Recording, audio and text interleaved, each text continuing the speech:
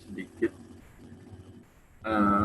story behind-nya. Jadi apa sih SEM PLS ini? Apa bedanya? Kan ada dua jenis ya. SEM itu ada yang PLS dan ada yang covariant base ya, GB atau dan PLS. Oke, di sini saya coba jelasin. Mungkin Ibu sudah, saya yakin sudah ada yang pernah ya. Jadi nanti mungkin kita banyakkan lebih ke arah sharing ya. Sini saya lihat pesertanya udah banyak ini, sudah semua kayaknya ya. Jadi nanti kita coba step-step cara menginstall, dan kemarin sudah saya kirimkan videonya. Jadi saya coba review lagi sedikit nanti. Kemudian konsep partial least square PLS itu apa sih? Dasarnya. Yang penting adalah kapan kita menggunakan PLS.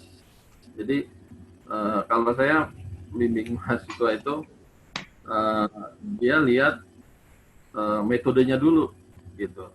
Lihat metodenya dulu, terus baru cari-cari datanya. Sebenarnya kebalik gitu. Kita datanya seperti apa dan kita akan mau menganalisa apa, baru kemudian kita pilih metodenya gitu. Kebanyakan mahasiswa yang saya bimbing itu mereka tentukan dulu metodenya. Nah, kebalik ya. Jadi kita melihat konsep partial square ini apa sih gitu. Jadi nanti kalau ketemu misalnya datanya ternyata emang cocoknya partial square, kita baru menggunakan partial square. Tapi kalau misalnya datanya memang digunakan untuk metode lain, misalnya metode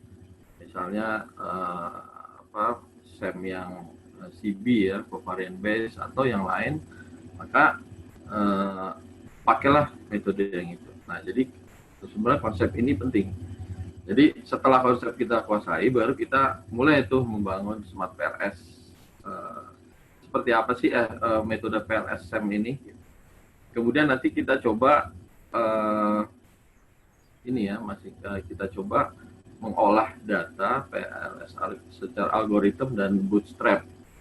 Nah, jadi kita coba mengolah data. Kemudian ada yang intervening dan moderator. Apa bedanya?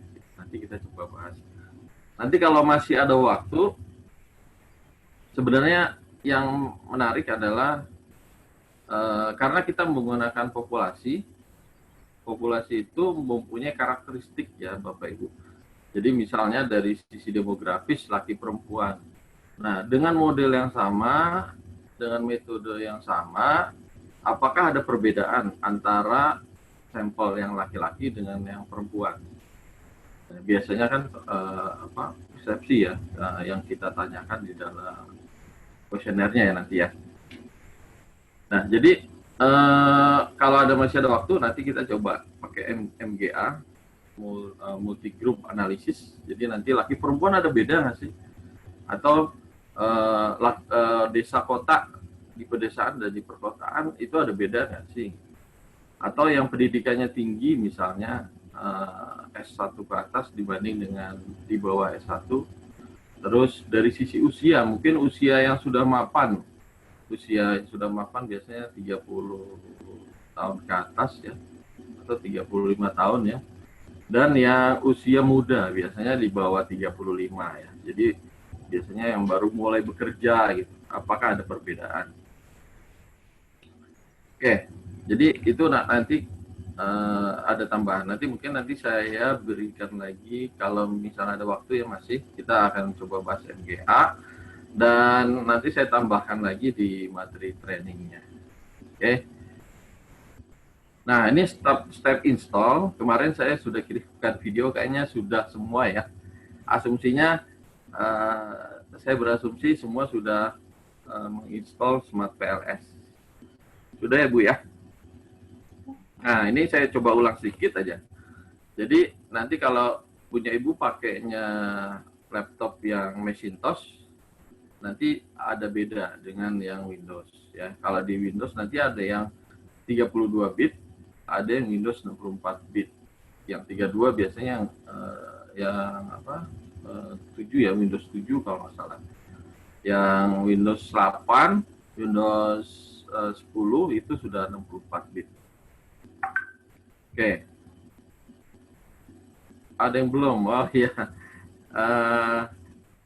Ya, nanti kalau ada kendala, memang karena sebenarnya ini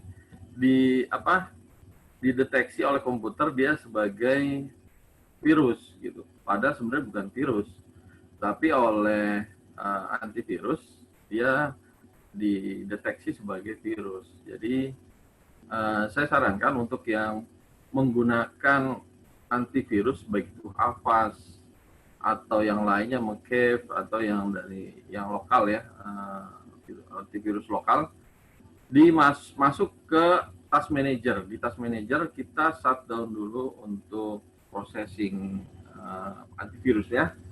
Setelah selesai setelah kita on off kan, setelah off antivirusnya baru kita bisa install Smart PLS-nya ya. Karena sebenarnya ini tricky ya, ada triknya. Oke, Bapak Ibu nanti coba yang belum ini bisa nanti kita ada break ya dari mungkin Ibu ya, break sebentar 5 menit supaya bisa relax ya. Kalau saya ngajar training biasanya teriak-teriak supaya bisa keluar ya, auranya ya. Oke, nah ini downloadnya nanti bisa di download dulu lalu diinstal, dan biasanya nanti akan muncul ini minta dia serial number atau license code ya. Nah ini Bapak Ibu bisa ambil cracknya atau filenya ya, bisa di tiny.cc/mpls, kemudian nanti di download dan dibuka ya, di ekstrak. Itu passwordnya kebetulan sama dengan nomor handphone saya, jadi 0814 gitu. Nanti ini step-stepnya kita bisa lihat ya, Windows Defender Firewall dan lain-lain. Ya, jadi mungkin untuk yang belum aja, ini yang sudah saya lihat kayaknya udah bisa semua. Mungkin beberapa yang belum, nanti coba di parking lot ya. Nanti coba saya bisa bantu untuk bagaimana bisa berjalan Smart PLS-nya. Oke, ini setting fokus untuk yang menginstal Smart PLS dulu ya. Oke, 5 menit atau 10 menit ya Bu Dian. Oke, jadi nanti ini step-stepnya nanti Ibu bisa baca. Jadi ini step-stepnya mudah digunakan ya. Kemarin saya baru update, lupa saya ngasih ke Bu Dian ya. Jadi gini Bu, sebenarnya SEM itu ada di ujung Bu ya, dalam metode statistik ya. Kita mengenal yang paling awal itu adalah metode regresi. Sebenarnya sebelum regresi itu ada yang namanya korelasi. Nah, cuma kalau dikorelasi itu adalah hubungan. Ada nggak sih hubungan? Hanya hubungan aja, bukan sebab akibat. Kalau di regresi itu adalah hubungan yang sebab akibat. Jadi si X menyebabkan Y. Tapi kalau korelasi itu hanya melihat hubungan aja. X sama Y itu hubungannya gimana? Nah, apakah dia kuat? Apakah kuatnya terbalik atau kuatnya bersama-sama gitu. Kalau dia minus artinya kalau si X meningkat si B turun gitu. Nah, nanti kalau yang menarik di saham, di dalam ilmu saham ya, itu menggunakan ilmu korelasi ini. Itu menarik nanti ya. Nah, jadi bedanya regresi dengan korelasi, kalau korelasi hanya melihat hubungan, tapi kalau regresi ada sebab akibat. Nah, cuma di sini sebab akibatnya hubungannya itu hubungan langsung dan variabel terukurnya langsung.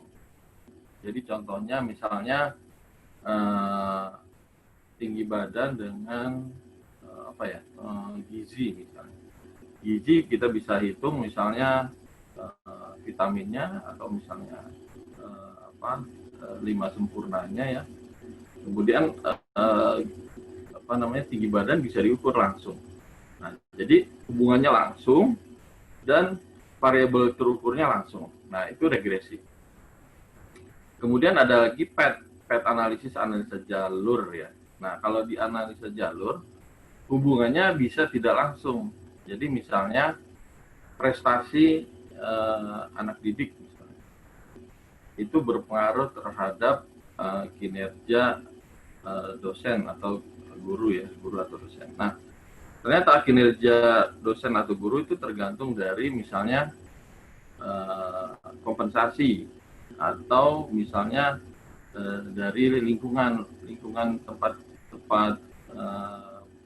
sekolah atau institusi. Nah, dari kompensasi mempengaruhi prestasi itu ada hubungan tidak langsung karena dia harus melewati dulu kompetensi dari guru tadi ya, kinerja dari guru atau dosennya berakibat kepada prestasi murid. Jadi ada hubungan yang tidak langsung. Gitu. Kemudian ada yang namanya simultan. Nah, simultan ini sudah ada hubungan timbal balik. Jadi misalkan kalau di regresi cuman X ke Y, yang satu sebagai independen, yang dia sebagai dependen. Tapi kalau dalam simultan itu bisa kebalikannya. Si Y mempengaruhi si X. Ya. Dan variabelnya masih variabel terukur langsung. Misalnya angka inflasi itu ada langsung. Jadi bisa kita variabelnya bisa langsung terukur ya. Misal tinggi badan ya lihat langsung kelihatan 100 meter, 170 meter. Berat badan itu juga langsung kita bisa lihat terukur langsung. Kemudian selanjutnya ada yang namanya analisis faktor. Analisis faktor itu tidak mengukur hubungan antar variabel. Jadi dia hanya melihat variabel terukur langsung dan tidak langsung. Ya. Nah, SEM itu sebenarnya gabungan semuanya, regresinya iya, PET-nya iya, simultannya iya, faktornya juga iya. Jadi SEM itu hubungan dari keempat metode ini ya. Jadi hubungannya bisa tidak langsung. Jadi misalnya loyalitas, misalnya kalau saya lihatnya loyalitas ya. Loyalitas itu dipengaruhi oleh kepuasan pelanggan misalnya. Kepuasan pelanggan itu dipengaruhi misalnya brand experience atau yang lainnya misalnya dari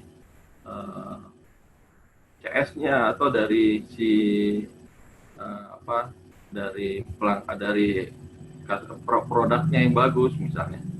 Nah, si brand experience ini dia berpengaruh secara tidak langsung terhadap loyalitas.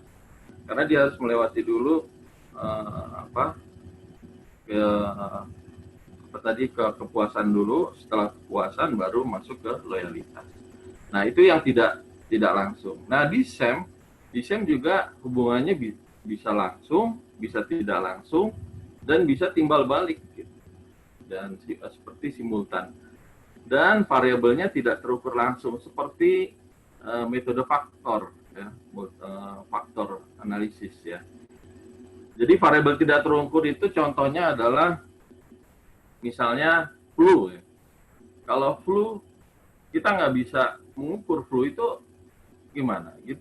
Bingung ya. Flu berapa? Flu 7, flu 5 nggak ada. Nah, flu itu perlu dijelaskan oleh variabel lain. Misalnya, flu itu ternyata suhu tubuhnya antara sekian sampai dengan sekian, misalnya 38 sampai 39. Terus ada lagi misalnya pilek, ada lagi variabel lain misalnya batuk, ada lagi misalkan tadi panas dingin, pilek, batuk, atau yang lain misalnya nyeri di tubuh misalnya. Nah, jadi si flu itu nggak bisa menjelaskan dirinya sendiri, dia membutuhkan variabel lain gitu. Nah, nanti kita coba lihat lebih jelasnya ya. Oke, ini pengertian umum. Nah, jadi di dalam SEM PLS ini ada dua jenis variabel, yaitu variabel laten latent variable dan variabel yang teramati atau observe. Nah, variabel laten itu contohnya tadi seperti flu.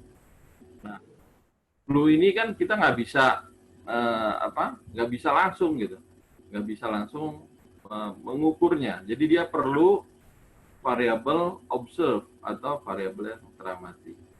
Yang kedua, itu ada dua jenis model, yaitu model struktural. Model struktural itu tadi, misalnya brand experience mempengaruhi kepuasan, kepuasan mempengaruhi loyalitas. Misalnya. Itu model struktural. Ya.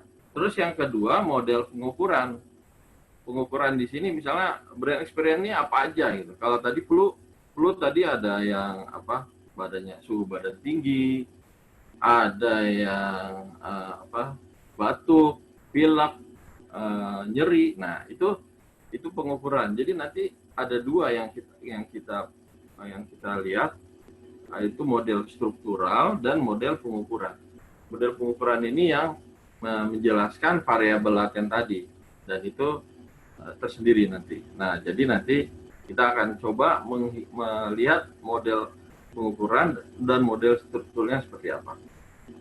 Nah, karena ada dua model, maka ada dua jenis kesalahan, yaitu kesalahan struktural ya dan kesalahan pengukuran. Jadi nanti struktural yang mana ya? Tadi kalau dalam regresi itu ada yang namanya error ya. Jadi kalau di statistik itu nggak ada yang nggak ada error. Jadi memang manusiawi ya. Lalu ada error. Sebaik apapun, kalau mau nggak ada error ya berarti yang kita amati adalah populasi. Nah, kalau populasi ya nggak ada error ya. Karena kita nggak bisa tuh melihat populasi. Kayak BPS mengadakan misalkan sensus penduduk tahun biasanya diakhiri 0 ya, 2000, 2010, 2020. Yang berakhiran 0 itu biasanya BPS mengadakan sensus penduduk. Kalau yang berakhiran 3 itu sensus pertanian. Kalau yang berakhiran 6 itu sensus ekonomi. Dan sensus ini pun nggak full, ya, maksudnya memang secara metodologi harusnya semua ya kita dapatkan, cuman memang sangat sulit gitu di hari yang sama, di jam yang di jam yang sama kita bisa tentukan berapa jumlah penduduk. Nah, makanya nanti ada sekitar, jadi nggak ada yang tahu populasi, hanya Tuhan, hanya Allah. Nah, itu jadi kita sebenarnya masih memprediksi, walaupun namanya sensus ya, tetap ada kesulitan untuk bisa berapa sih jumlah pastinya gitu. Karena setiap menit itu ada yang lahir, ada yang meninggal. Lahir dan meninggal itu pasti nggak mungkin persis gitu. Indonesia ini 350 juta, 800 sekian, nggak mungkin setepat itu. Karena setiap detik ada yang meninggal, ada yang lahir, terus gitu. Jadi datanya selalu berubah. Oke, jadi nanti ada dua jenis kesalahan, yaitu kesalahan struktural dan kesalahan pengukuran. Kemudian variabelnya tadi ya, ada variabel laten, ini mungkin sama dengan yang SEM CB ya, covariance base. Jadi simbolnya nanti bentuknya bisa bulat, bisa lonjong. Nah, itu variabel laten, ada dua jenis, eksogen dan endogen. Ya, jadi nggak usah bingung apa itu eksogen, apa itu endogen. Eksogen itu biasanya kita sebutnya kalau di regresi itu independen ya, atau X-nya ya. Kalau endogen itu adalah Y-nya atau dependent variabelnya ya. Jadi ada eksogen, ada endogen. Artinya kalau eksogen itu dia nggak ada panah yang menuju ke variabel itu. Jadi semuanya keluar panahnya. Tapi kalau endogen ada satu aja yang mengarah ke dia panahnya, itu sudah masuk ke endogen. Gitu ya. Nah, ini kita biasanya pakainya epsilon. Nah, ini pakainya apa, statistik ya. Terus yang ini biasa disebutnya apa, mu ya, atau n lah ya. Simbolnya itu menunjukkan kausalitas ya. Jadi ada yang eksogen, dia menuju keluar semua panahnya, dan yang endogen itu yang ada yang menuju ke dia satu aja, maka dia sebut dengan endogen. Nah, ini variabel laten. Kita belum membahas yang variabel yang selanjutnya, itu variabel teramati. Variabel teramati ini adalah variabel yang menjelaskan variabel laten tadi ya. Contohnya ada dua jenis nih, reflektif dan formatif. Kalau reflektif, laten itu mencerminkan ke masing-masing indikatornya. Tapi kalau formatifnya itulah yang memberikan atau menjelaskan si variabel laten. Nanti kita lihat contohnya ya. Bedanya reflektif dan formatif. Nah, disinilah perbedaannya antara SEM PLS dan SEM CB, yaitu covariant based. Kalau di dalam kuesioner kita itu semuanya reflektif, itu kita biasanya pakainya yang CB, SEM yang CB, covariant based. Tapi kalau ada satu aja yang formatif, maka kita menggunakan SEM PLS ya, partial least square. Kita next dulu ya. Nah, ini contohnya Bu, ini yang mudah ya. Misalnya gini, ada variabel kepuasan kerja ya. Kalau orang puas kerja gimana? Biasanya tersenyum, kemudian riang, itu semangat. Itu artinya merefleksikan kepuasan kerja dia. Oh, dia ternyata puas kerja di sini. Taunya dari mana? Oh, dari riang, dia senyum, dia semangat. Itu artinya refleksinya bahwa dia itu adalah puas. Tapi kebalikannya, sebenarnya kepuasan kerja itu dipengaruhi apa sih? Oh, ternyata kepuasan kerja itu dipengaruhi oleh lingkungan kerja yang kondusif, teman kerja yang menyenangkan misalnya, atau pekerjaan yang menyenangkan. Itu lebih menjelaskan, ini yang namanya formatif. Tapi kalau tadi riang, senyum, semangat, itu adalah ya yang reflektif. Jadi si kepuasan kerja dijelaskan oleh si riang, dijelaskan oleh senyum gitu, semangat. Tapi kepuasan kerja itu dipengaruhi oleh lingkungan kerja, oleh teman kerja, dan pekerjaan yang menyenangkan. Ini yang formatif ya. Jadi nanti kalau dalam kuesioner yang kita buat nanti, nah ini formatif atau reflektif. Kalau dia ada satu aja yang formatif, maka kita menggunakan smart PLS. Tapi kalau semuanya reflektif, itu bisa pakai yang CB. Itu salah satu faktor. Faktor yang lain adalah jumlah sampelnya. Kalau di atas 100, kita bisa pakai CB, bisa pakai PLS.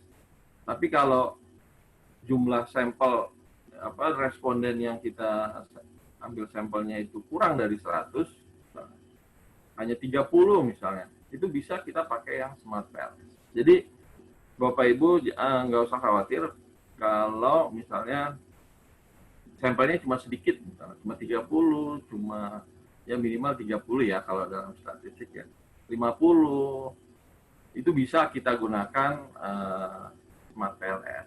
Tapi kalau sampelnya banyak, responden yang ngisi banyak, lebih dari 100, Ibu bisa pakai yang SEM CB, pakai Listrel. Nah, kalau kondisinya tidak ada informatif, kalau ada informatif, Bapak Ibu pakainya yang PLS, SEM PLS. Jelas ya, jadi bedanya reflektif dengan formatif. Jadi kalau reflektif ya, si kepuasan itu dia menjelaskan gitu, dijelaskan oleh riang, dijelaskan oleh senyum, semangat gitu. Tapi kalau kepuasan kerja itu dipengaruhi apa? Nah, itu adalah yang formatif, dipengaruhi oleh lingkungan kerja yang kondusif, teman kerja yang menyenangkan, pekerjaan yang menyenangkan. Nah, itu baru dia variabel yang formatif. Kalau yang flu tadi, itu formatif apa reflektif, Bu? Kalau yang flu tadi. Kalau flu kan berarti ada suhu tubuh yang tinggi, suhu tubuhnya misalnya reflektif itu. Itu reflektif ya. Reflektif. Jadi dia menjelaskan gitu, riang, senyum, semangat. Tapi kalau misalnya flu itu misalkan kurang tidur, pekerjaan banyak pekerjaan misalnya. Kemudian karena ada COVID, ya kan, jadi kita WFH. Nah, itu bisa jadi itu adalah pengaruh, itu formatif. Jadi si flu ini dipengaruhi oleh apa? Oleh kurang tidur. Biasanya gitu. Kalau kurang tidur, biasanya flu ya. Atau misalnya banyak pekerjaan yang deadline semua tuh. Nah, itu biasanya kalau mahasiswa sistem SKS ya, sebut semalam. Nah, itu yang mempengaruhi flu. Jadi yang mempengaruhi flu tadi kurang tidur lah, makannya nggak teratur lah, terus apalagi ada banyak ya, misalnya tadinya keluar sekarang WFH di dalam, bosen gitu. Nah, itu yang dipengaruhi ya. Jadi flu yang dipengaruhi ya itu formatif. Tapi kalau tadi flu ada ini ada itu adalah reflektif. Nah, itu udah jelas, Bu ya. Jadi nanti di dalam melakukan kuesioner, terus nanti bikin model, alhamdulillah jadi nggak salah lagi ya, karena ada reflektif, ada formatif. Oke, nah ini model SEM sebenarnya sederhana, Bu. Kalau Bapak Ibu sudah pernah menggunakan yang namanya PET analisis ya, PET analisis itu seperti ini ya. Jadi di sini ada di sini ada variabel apa nih tadi? Variabel eksogen. Nah, ini variabel endogen. Kenapa? Karena ini ada yang menuju ke dia. Ini ada yang menuju ke dia. Ini ada satu aja, dia makanya disebut endogen. Nah, ini juga variabel endogen karena ada yang menuju ke dia. Ini disebut eksogen karena nggak ada yang menuju ke dia. Nah, ini apa nih, Pak? Nah, kalau ini namanya korelasi. Ini tidak menjelaskan hubungan, tapi tidak menjelaskan sebab akibat, tapi ini hubungannya. Ada korelasi apa enggak? Nah, jadi model SEM itu gabungan, Bu, dari model regresi. Jadi kalau kita lihat, kalau dilihat model SEM ini berarti ada berapa model struktural. Ya, di sini ada berapa model struktural, berarti ada kita ada dua ya. Ya, ada dua model struktural, yaitu yang ini sebagai Y-nya, ini sebagai X-nya, ini sebagai X-nya, dan ini sebagai X-nya, karena dia mempengaruhi si Y1 ini. Kalau ini Y2, ini dipengaruhi oleh Y1, dipengaruhi oleh X2. Gitu. Jadi ada dua model di sini ya, model struktural. Itu ya, Bu ya. Jadi ada model regresi, ada model jalur, dan akhirnya model simultan. Simultannya ada dua arah ya, si Y1 sama Y2 ada di balik. Oke, Bapak Ibu kalau ada pertanyaan langsung aja ya, nggak masalah. Jadi supaya nggak ada yang ganjel. Oke, kalau model pengukuran ya itu tadi, ini berarti reflektif ya. Contohnya tadi ini kalau E ini berarti eksogen, dia reflektif karena dia dijelaskan oleh si X1, X2, X3. Ini juga reflektif. Ini adalah variabel endogen karena dia diarahin panah ya ke dia. Ada satu yang mengarahkan dia, berarti dia endogen. Ini reflektif juga ya. Ini ada Y1, Y2, Y3. Ini adalah nilainya ya. Nah, nanti kita lihat nilainya ada nilai dari reflektifnya berapa ya, modelnya. Nah, setiap model pasti ada kesalahan gitu ya, manusiawi sekali ya. Jadi karena ada dua model, kalau di dalam regresi Regresi kan biasanya Y sama dengan alfa ditambah beta ditambah BX ditambah dengan error. Error itu adalah kesalahan. Nah, ini juga sama, karena kita ada dua model struktural, maka ada dua error. Error yang pertama, error dari model yang struktural pertama tadi. Ini Y1 tadi kan, Y1 sama dengan ini, ditambah ini, ditambah ini. Ini plus error, pasti ada errornya. Yang Y2 juga sama, dia ada errornya. Jadi setiap model selalu plus error.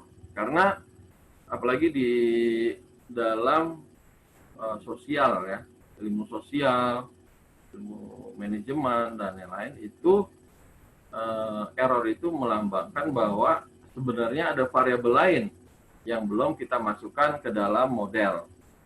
Makanya ada error. Nah, kecuali kalau misalnya teknik ya, kalau teknik nggak boleh tuh ada error. Karena dikondisikan, lingkungannya bisa dikondisikan. Tapi kalau humaniora, kayak pendidikan, manajemen, dan lain-lain, itu pasti ada error. Karena banyak sekali faktor yang lain yang berpengaruh terhadap human itu. Makanya di sini pasti ada error. Nah, ini yang kita kendalikan, errornya mau berapa nih. Dan biasanya kalau dalam setiap penelitian, errornya biasa pakai 5%. 0,05 ya, 5%. 5 per 100. Nah, jadi epsilon 1, ini error 1, itu untuk model pertama. Epsilon 2 atau error kedua ini untuk model yang kedua. Nah, ini kesalahannya. Kemudian yang namanya model itu pasti ada yang namanya error. Demikian pun di dalam pengukuran ya, itu juga nanti ada errornya. Ya, di sini juga ada errornya nih dalam pengukuran. Ya, ada delta 1, ini delta 2, delta 3 dan seterusnya. Ini hanya simbol ya, Bu. Bukan, ini membedakan antara si eksogen 1 dengan endogen 1. Ini pakainya error, pakai ini pakai D. Ini semuanya error. Cuma kita bedain aja simbolnya. Oke, luar biasa. Ini ada contoh misalnya. Saya mohon maaf nih belum ketemu contoh yang pendidikan ya, nggak apa-apa ya. Jadi contoh mungkin ini bisa kita gunakan sebagai ini aja. Contohnya misalnya gini, hipotesa misalnya pengembangan karir berpengaruh terhadap kepuasan karyawan. Hipotesa kedua, pengembangan karir berpengaruh terhadap kinerja karyawan. Kemudian yang ketiga, pengaruh timbal balik antara kepuasan dengan kinerja karyawan. Nah, di sini ada contohnya, ada pengembangan karir diukur oleh 10 indikator. Karena pengembangan karir nggak bisa kita ukur langsung kan. Pengembangan karir berapa? 1, 2, 3 nggak bisa. Jadi kita harus menggunakan variabel indikator. Nah, makanya kita menggunakan SEM gitu ya. Jadi diukur oleh 10 indikator. Nah, indikator ini nggak harus 10 Bu ya.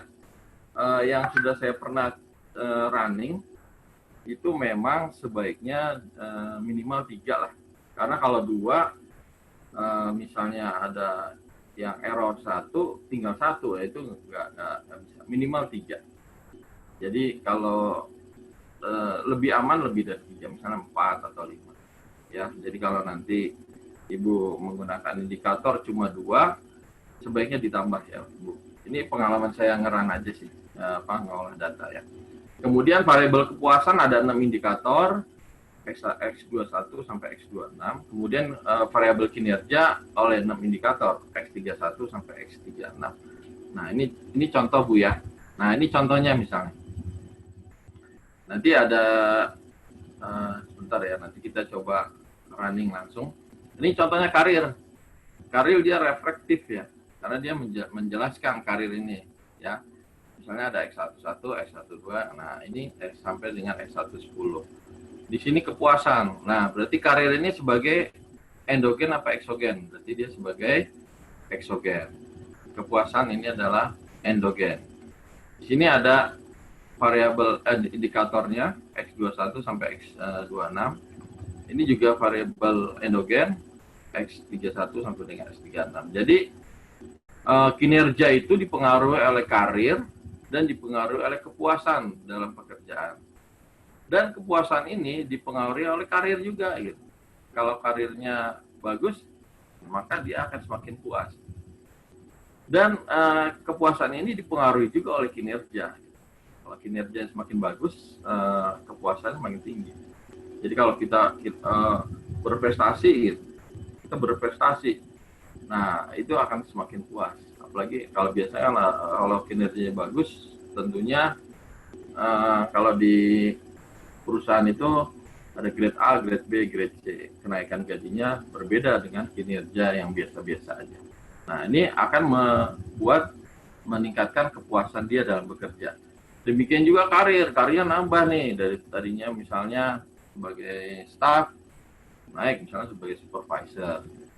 Jadi ada pengaruhnya. Jadi ada pengaruh karir, berpengaruh puasa, berpengaruh ke kinerja, dan ini ada timbal balik. Di sini ada berapa model Bu kira-kira? Model strukturnya ada berapa model? Karena ada dua variabel endogen, berarti ada dua model ya. Sini kita bikin model. Ya, jadi model pertama ya kepuasan. Ya, jadi kepuasan adalah dari kinerja ya. B1, di beta itu nanti di sininya ya. Kalau di regresi kan koefisiennya ya. B1 N1 berpengaruh di sini, kepuasan dari kinerja, kemudian dari karir. Karir itu lambda 1. Jadi ini koefisiennya. Plus error, selalu ada error. Nah, untuk yang model struktural kedua, N2, ya kan, kinerja itu dipengaruhi oleh kepuasan, B2 kepuasan, plus ada juga dari karir. Ya, kinerja dipengaruhi kepuasan dan karir. Kepuasan dipengaruhi oleh kinerja dan karir. Nah, ini modelnya. Nah, jadi kita harus bisa menentukan model sebelum kita run datanya. Sebelum kita run, kita tahu nih, oh berarti nanti seperti ini. Kalau ada dua variabel endogen, berarti ada dua model struktural. Tapi kalau misalnya ada tiga variabel endogen, berarti ada tiga persamaan strukturalnya atau model strukturalnya, ada tiga persamaan matematisnya ya. Nah itu ya, itu tipsnya ya. Jadi kalau ada dua nih variabel endogennya, berarti ada dua persamaan. Kalau ada dua persamaan, berarti nanti ada, kalau di dalam regresi ada yang namanya R kuadrat ya. R kuadrat itu untuk seberapa besar persamaan itu menjelaskan independennya. Oke ya. Berarti ada dua persamaan struktural, dan di sini ada tiga ya. Ada tiga variabel laten yang dijelaskan oleh indikatornya. Di sini ada indikatornya dan ada delta-deltanya. Ya, jadi nanti tugasnya Bapak Ibu nanti yang pertama adalah indikatornya sudah benar apa belum. Jadi kita menghitung reliabilitas sama validitas. Setelah itu baru kita menguji hipotesa tadi. Berpengaruh nggak sih si karir di sini ya? Karir berpengaruh nggak sih kepada kepuasan gitu? Kinerja berpengaruh nggak kepada kepuasan? Dan kinerja berpengaruh nggak dipengaruhi oleh kepuasan apa enggak? Kinerja dipengaruhi oleh karir apa enggak? Hipotesa ya. Berarti di sini ada berapa hipotesa Bapak Ibu? Kalau lihat ada gambar panah ya, ini hipotesa 1, hipotesa 2, hipotesa 3, hipotesa 4. Jadi ada 4 hipotesa. Dan itu yang nanti kita coba hitung ya. Dan yang pertama kita harus lihat dulu nih, ini valid apa enggak nih, reliable apa enggak. Nah, jadi apa itu reliable, apa itu valid, nanti kita bahas. Jadi sebelum kita menghitung hipotesa, ya, kita harus lihat dulu dia itu valid apa enggak valid, ya, kurang valid atau dia valid, keabsahannya ya. Terus baru dilihat reliabilitasnya, reliable apa enggak. Kalau enggak reliable ya kita nggak bisa menguji hipotesanya. Hipotesa itu kita gunakan bila sudah validitasnya sudah signifikan dan reliabilitasnya juga signifikan. Kalau masih ada yang tidak signifikan validitas reliabilitas, berarti harus ada yang di take out, Bu ya. Misalnya di sini ada X11 nih, X11 ternyata nggak valid, berarti harus di take out dulu sebelum kita ngeran untuk melihat hipotesa. Jadi terus sampai dengan valid dan reliable, baru kita menghitung hipotesa benar apa signifikan atau tidak. Oke, itu dia ya. Jadi nanti pengujiannya yang pertama adalah validitas sama reliabilitas. Bedanya apa? Validitas, kalau valid itu keabsahan indikator. Jadi bisa aja indikatornya, kalau menurut kita misalkan tadi flu tadi ya, secara medis sebenarnya harusnya suhunya tinggi gitu kan, ternyata nggak valid, bisa jadi. Kenapa? Karena mungkin beda virusnya ya, karena flu itu kan banyak sekali jenis virusnya. Mungkin ada virusnya dia tidak menginfeksi, artinya suhu tubuhnya nggak panas, bisa jadi. Jadi nanti dalam sebelum kita ngeram untuk menguji hipotesanya, ini harus kita take out dulu misalnya. Ternyata nggak valid nih suhu tubuh ini nggak valid. Nah, terus di take out. Yang kedua, nah ini berapa loading faktornya? Ini kita sebutnya loading faktor ya. Loading faktor itu artinya dia yang menjelaskan si variabel laten tadi. Loading faktornya harus minimum 0,5. Ya, 0,499 ya, itu dibulatin 5 lah ya, 0,5 ya. Kemudian yang kedua, konsisten indikator. Di sini ada yang namanya Kornbrugg alpha, itu harus di atas 0,6.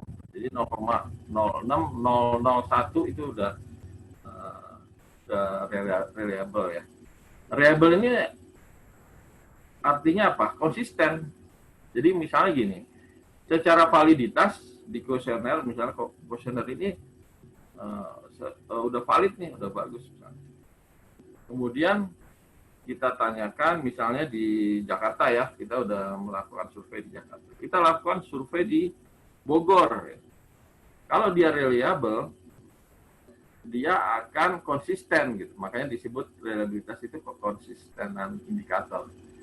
Jadi di Jakarta misalnya tinggi misalnya, berarti di Bogor hasilnya sama nih, reliable. Itulah yang disebut dengan reliable. Jadi maksudnya apa? Kita nanti pada saat audit, mungkin kalau di dalam kalau di swasta itu namanya audit, kita bisa ngaudit. Kalau di penelitian itu, kalau misalnya ada penelitian yang sangat krusial ya, maksudnya ini berpengaruh terhadap kebijakan pemerintah misalnya. Kita melakukan penelitian nih, hasilnya ini nih, ternyata ini pengaruhnya si N1, si epsilon 1 mempengaruhi endogen misalnya, endogen 1. Mengaruhi si variabel laten, indikator 1, 2, 3 sampai 10 berpengaruh terhadap indikator variabel laten. Ternyata begitu kuesionernya kita ulang dengan sampel yang berbeda, hasilnya beda. Nah, itulah pentingnya reliabilitas. Artinya apa? Kalau kita ulang surveinya, dia akan menghasilkan hasil yang sama. Itulah disebut dengan kekonsistenan indikator. Jadi kalau misalnya di Bogor kita tanya, 100 misalnya, 100 responden. Wah, kita mau tanya lagi 100 responden, misal di Bogor juga deh, dengan responden yang berbeda. Hasilnya akan mendekati sama. Jadi itu ya, reliabilitas sama validitas. Jadi dua ini. Kalau reliabilitas itu dilihat dari alpha Kornbach di atas 0,6. Kalau validitas ada standardized loading factor itu di atas 0,5. Nah ini dasar sekali ya untuk kita melakukan pengujian dari SEM. Ada sampai di sini ada pertanyaan? Ini Pak ada di chat. Ada di chat tadi Pak, kenapa suka ada error lagi antara dua error indikator? Apa yang di mana? Ada di chat ya? Iya tadi Pak. Di chat Zoom Pak. Saya stop dulu ya. Oh ini dia ada chat ya. Oh ya saya nggak lihat. Kenapa suka ada error lagi antara dua error indikator? Terima kasih. Oh error lagi ya. Jadi misalnya nih indikator nih kita lakukan pengujian ya. Ternyata secara validitas nggak valid gitu kan, udah kita buang nih, begitu kita run lagi ada lagi variabel yang tidak valid. Nah itu kita tetap kita buang lagi. Kenapa bisa terjadi demikian? Karena itu dalam menjelaskan variabel laten itu tergantung memang dari seberapa banyak variabel indikator yang kita gunakan. Jadi kalau misalnya kita pakai 10 ya, 10 dengan 5 atau jangan banyak-banyak, 10 dengan 9. Nah, itu keabsahannya akan berbeda karena bergantung juga dari jumlah indikator yang kita berikan di dalam variabel latennya. Nah, pengaruh jumlah itu berpengaruh.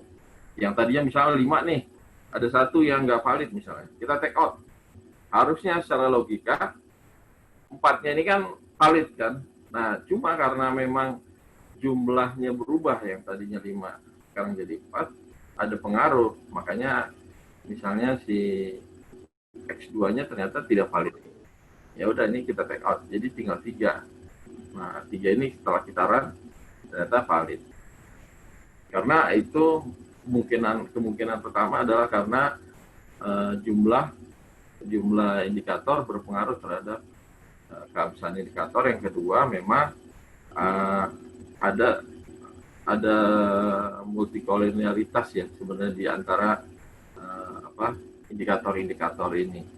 Gitu. Tadinya nggak kelihatan tuh, tapi karena ada variabel yang di take out tadinya 5 jadi 4, ternyata ada lagi yang nggak valid. Kenapa bisa muncul? Karena jumlah indikatornya berubah, tadinya 5 jadi 4, setelah 4 muncul kenapa? Karena koliniaritasnya kelihatan, mulai terlihat. Multikolinialitas itu artinya ada hubungan antar variabel indikator. Variabel indikator itu punya hubungan. Nah, itu yang sebaiknya kita hindari. Jadi pertanyaannya, misalnya ada pertanyaan, apakah akan menggunakan selamanya produk ini, misal produk merek A, apakah akan menggunakan selamanya? Ya, misalnya, sangat setuju misalnya.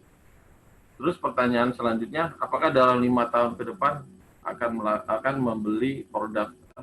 selalu membeli produk merek A? Iya. Itu kalau kita lihat dua pertanyaan ini mempunyai persepsi yang mirip kan, yang sama gitu. Kalau dia bilang kedepannya sudah akan selalu, artinya loyalitas ya, ini menjelaskan tentang loyalitas. Kalau dia bilang akan selalu menggunakan, dengan ditanyakan dalam 5 tahun ke depan, itu dua-duanya ada sangat mungkin sekali terjadi multikolonialitas. Karena dua-duanya menjelaskan bahwa dia akan tetap menggunakan gitu. Yang satu tidak ada time frame, yang satu ditambah time frame. Gitu. Nah, dua-duanya kalau yang dia bilang ya saya akan setelah ini saya akan selalu menggunakan, itu misalnya sangat setuju. Kemudian dalam 5 tahun ke depan pasti dia sangat setuju karena kedepannya dia akan selalu menggunakan merek A. Itu contoh multikolonialitas. Ya, jadi kemungkinan misalnya enggak kok saya misalnya cuma sampai 3 tahun misalnya.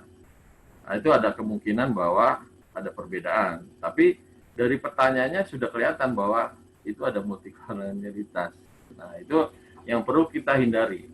Pertanyaan-pertanyaan yang memang sebenarnya yang mirip gitu, hampir sama gitu, dan jawaban responden kita udah bisa lihat ini pasti sama. Dalam beberapa kasus saya mahasiswa yang saya bimbing itu dia ada banyak ada pertanyaan-pertanyaan yang memang mirip gitu, dan terbukti setelah kita lakukan validitas, stabilitas, dia nggak signifikan. Jadi dia nggak bisa dia harus di take out gitu. Jadi salah satunya aja kita pilih. Kalau dua-duanya kalau dua-duanya merah ya dua-duanya kita take out. Kalau misalnya misalnya yang ini menurut saya kita ini yang bagus, yang ini misalnya, itu bisa kita nanti running ulang gitu. Hasilnya seperti apa? Itu Bu, mungkin bisa menjawab ya. Ada lagi ya pertanyaannya? Dilanjut aja. Bapak Ibu, kelihatan nggak bar yang di bawah ya? Kelihatan ya Bu ya? Bar yang paling bawah. Ini Bapak Ibu klik kanan. Ini ada task manager di sini. Kelihatan nggak Bapak Ibu? Ada ya? Ibu kelihatan nggak Bu? Ini saya klik kanan di bar bawah. Bar bawah itu yang yang di bawah itu yang paling bawah ya. Kalau saya tidak kelihatan, Pak. Nggak kelihatan. Nggak kelihatan, Pak. Nggak kelihatan ya. Atau saya kasih ini deh. Saya kasih foto ya. Jadi ini saya print screen. Saya taruh. Jadi mungkin yang belum. Oke, ini saya kecilin. Oke. Nah ini kalau ini kelihatan ya Bapak Ibu. Saya buka Paint. Enggak ya? Belum Pak, ini nge-freeze Pak. Freeze ini, freeze. Ya, oke, saya coba ulang lagi. Saya buka Paint, mana Paint? Nah ini dia. Ya Bapak Ibu, jadi dalam di laptop yang paling bawah kan biasanya tulisan ini ya, ada gambar Windows, terus di sini ada program-program. Itu diklik kanan aja. Klik kanan, nanti muncul di sini ada Task Manager nih, baris ketiga dari bawah ada Task Manager. Nah Ibu klik Task Manager, kemudian matikan matikan antivirusnya. Nah, insya Allah sudah bisa di running ya. Jadi Task Manager ya Bapak Ibu ya. Task Manager diklik. Nah setelah Task Manager diklik, saya coba ini lagi ya, Task Manager diklik, ini akan muncul, sebentar, saya akan copy lagi. Nah nanti setelah Task Manager ada proses ya Bu ya, ada proses. Nah itu pilih, ada proses, ada startup. Nah di startup dulu Bapak Ibu lihat ada masih nge-freeze Pak. Ya, freeze ini ya. Freeze ya, coba saya print lagi. Bisa masuk ke sekolah. Langsung kepada substansinya Pak. Nah, ya. Kemarin kan mengambil kreativitas dulu dalam pembelajaran. Ya.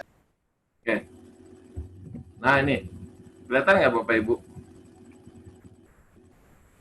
Oke Pak, sudah terlihat Pak. Yuk, terlihat nampak. Jadi di dalam Task Manager, Bapak Ibu, itu ada startup, ada proses.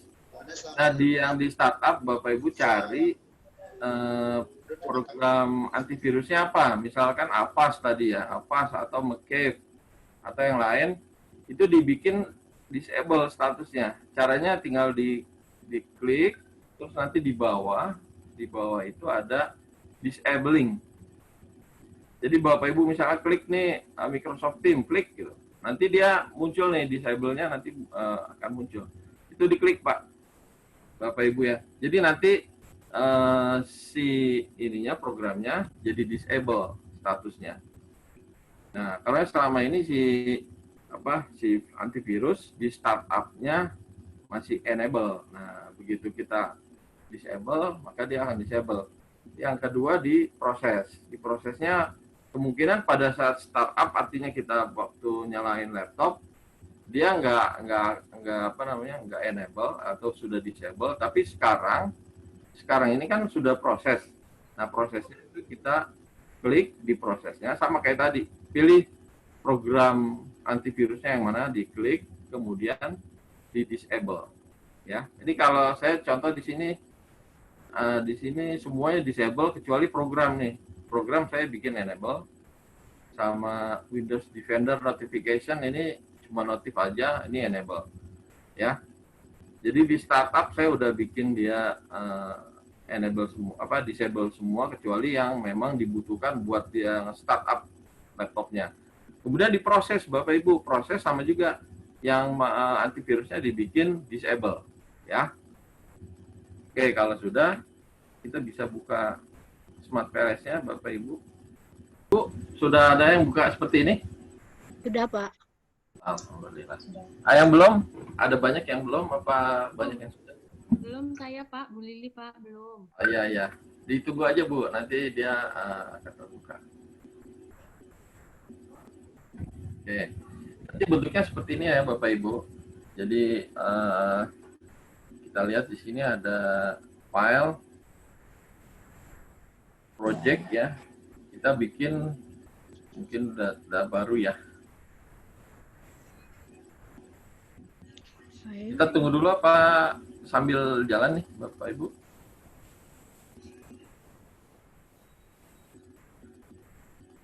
Oke, data yang lama kita mungkin delete aja. Caranya klik kanan, delete ya.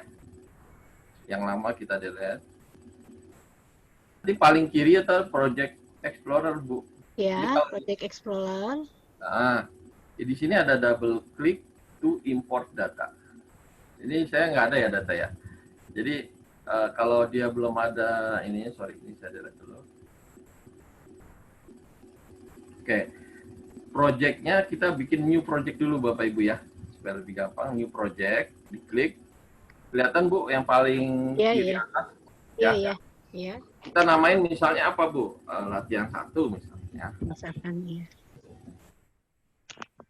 Latihan 1, create a new project ya. Create a new project. Oke. Ya, jadi new project-nya diklik tadi yang paling atas. Terus namanya kita tulis, namanya terserah Ibu sih. Ya. Latihan 1 boleh.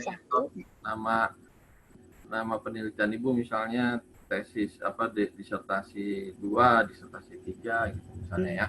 Ini saya contohnya latihan 1. Saya okein. Nanti dia muncul seperti ini, Bu. Kelihatan nggak ya? Iya, ada. Ada latihan 1. Iya, Pak. Oke. Nah, di latihan 1 atau yang Ibu punya, itu ada di atasnya itu ada double click to import data. Ada ya? Ada. Ini diklik-klik aja, Bu. Klik 2 kali, double klik. Nah, dia nanti minta filenya ada di mana. Nah, kemarin itu kan udah di-share sama Ibu. Iya. Nah, itu pilih ada di mana Bapak Ibu simpan data. Jadi yang dia bisa baca adalah file extensionnya CSV.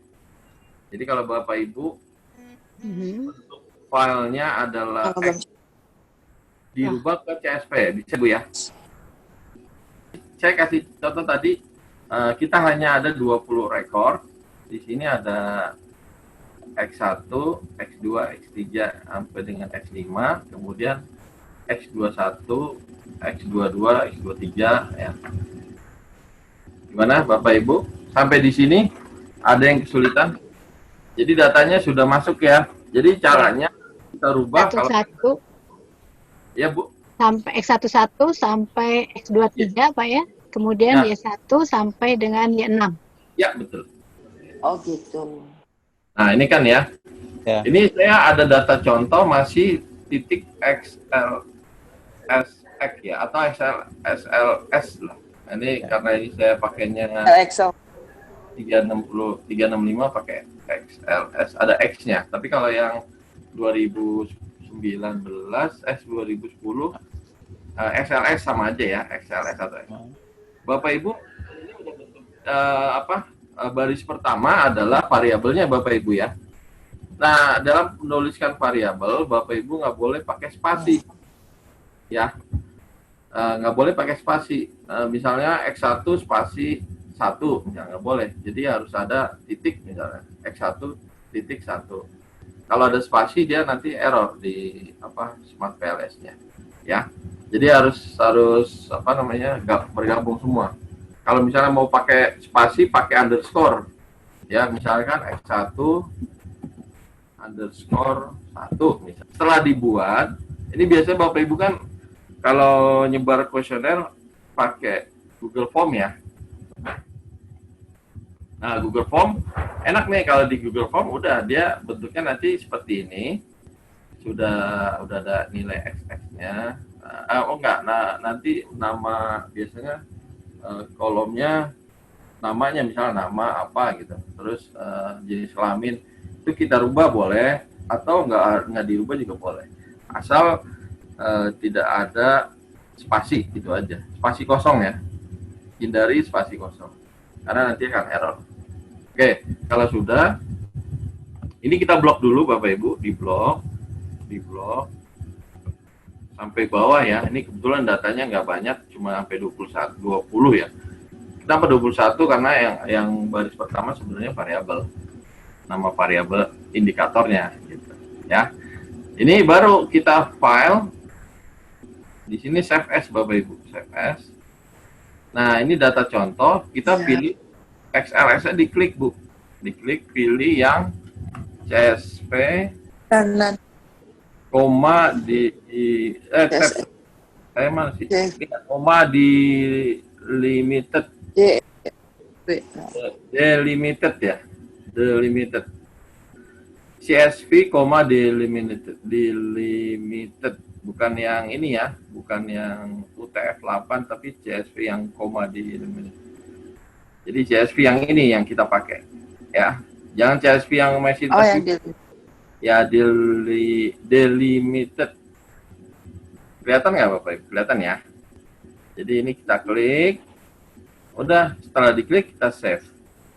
Nanti dia akan membentuk nama filenya data contoh titik CSV. Ini saya save ya. Oh, ini udah ada contoh. Misal contoh 1. Data contoh 1 CSV, delimited, saya save. Nah, nanti kalau mau tahu dia udah CSV atau belum, di atas ada kelihatan data contoh 1 CSV, save gitu ya Bapak Ibu ya. Itu caranya. Jadi yang bisa dibaca sama Smart PLS adalah data yang CSV. Nah, folder mana ya, jelas. Oke, setelah itu baru kita ini ya, kita pilih, terus baru dimasukin sini. Sampai di sini sudah semua?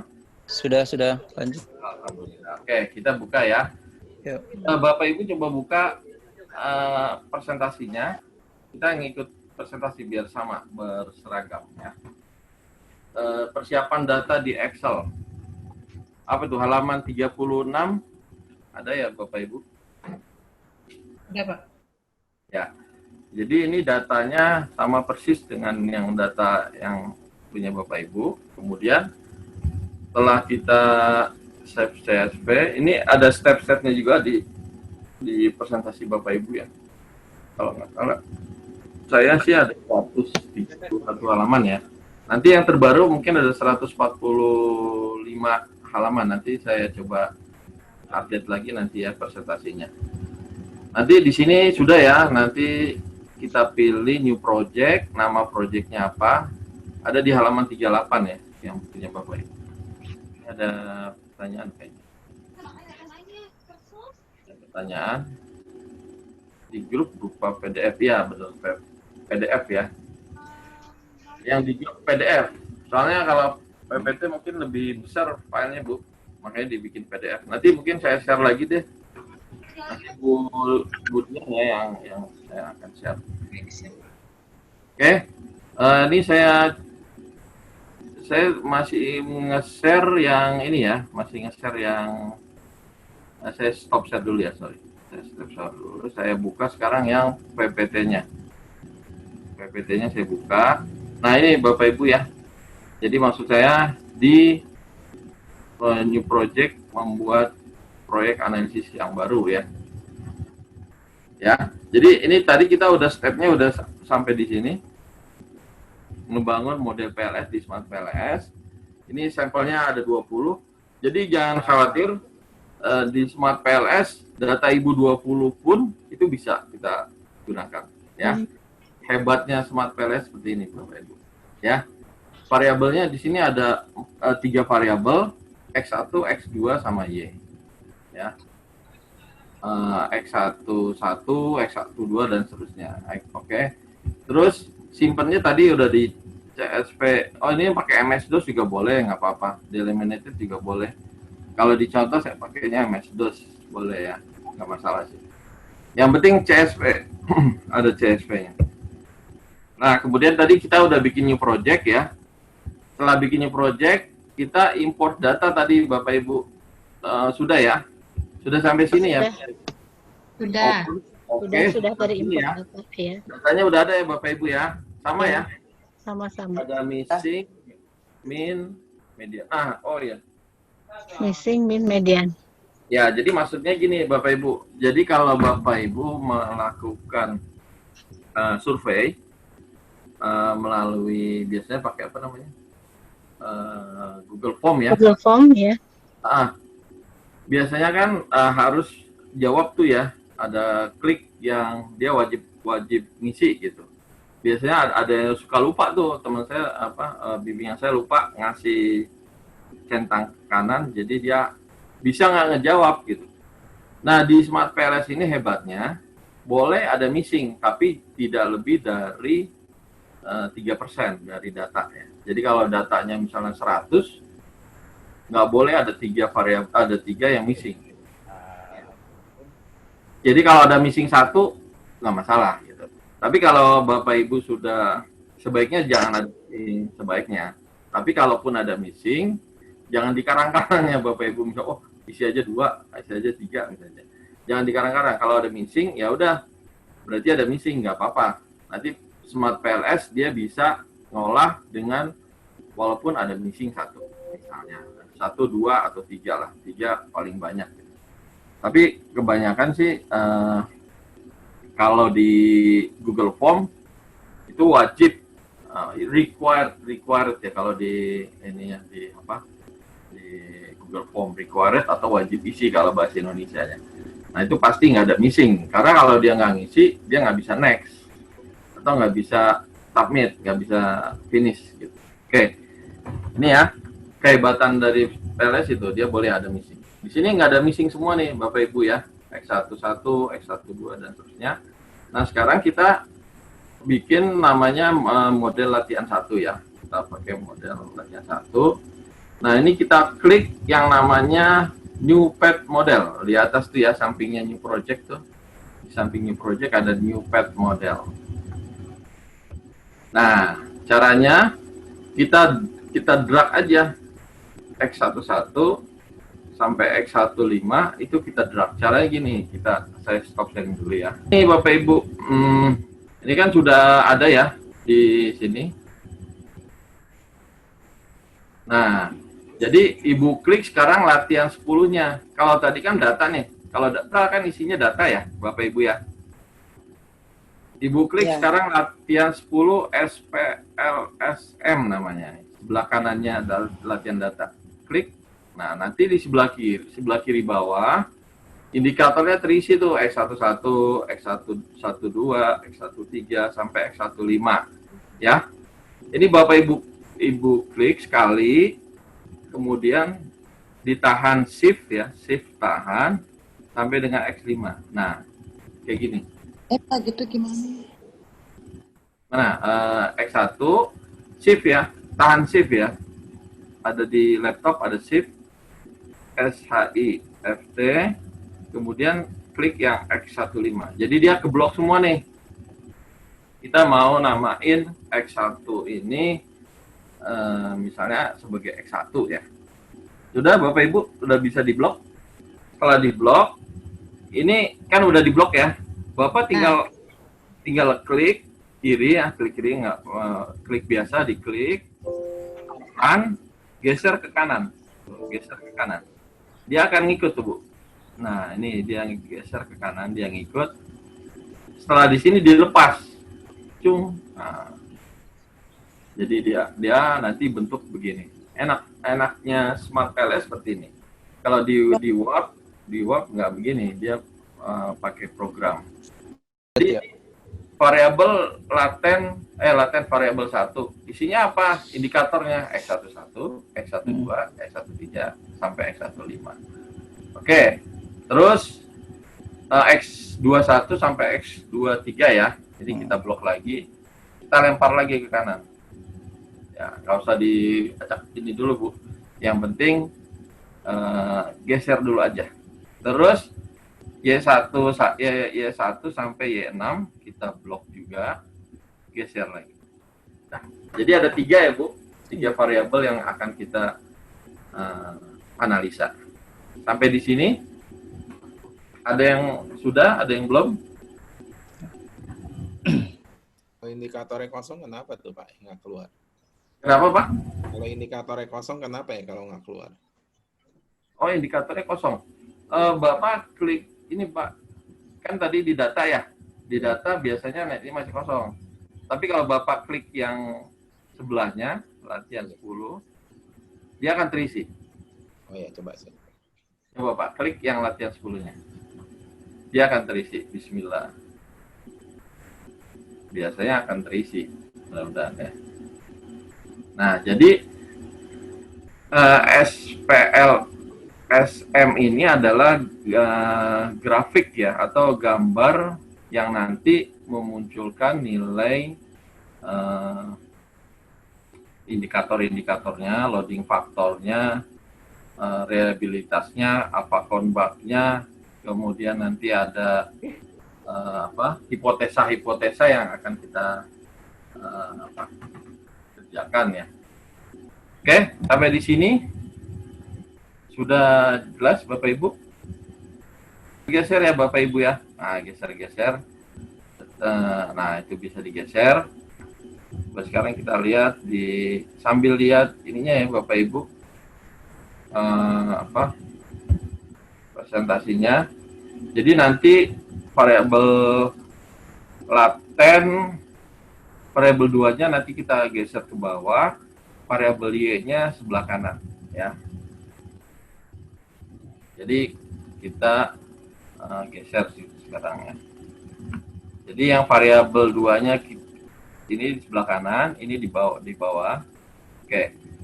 Sampai di sini sudah ya, Bapak Ibu? Sudah, Pak. Nah, ini kan si indikatornya di sebelah kiri semua kan? Kan repot kalau kita mau ngasih garis koneksi ya. Ini kita bisa bikin ke bawah ini indikatornya, gambarnya ya. Gambarnya supaya ada di bawah. Ini Bapak Ibu klik kanan yang warna merah ini, klik kanan. Ya, yang warna merah diklik kanan. Terus align indikator bottom. Jadi kalau align indikator bottom atau ALTS ini dia ke bawah tuh. Nah, yang ini ke kanan biar enak. Ini berarti align indikator right. Nah, dia ke kanan. Jadi nanti gambarnya seperti ini Bapak Ibu. Ya. Jadi dibikin ke bawah, sama dibikin ke kanan. Ya, jadi enak nanti ya, gambarnya. Sampai di sini Bapak Ibu sudah? Masih merah ya. Nanti kalau sudah ada koneksinya dia akan berubah menjadi hijau.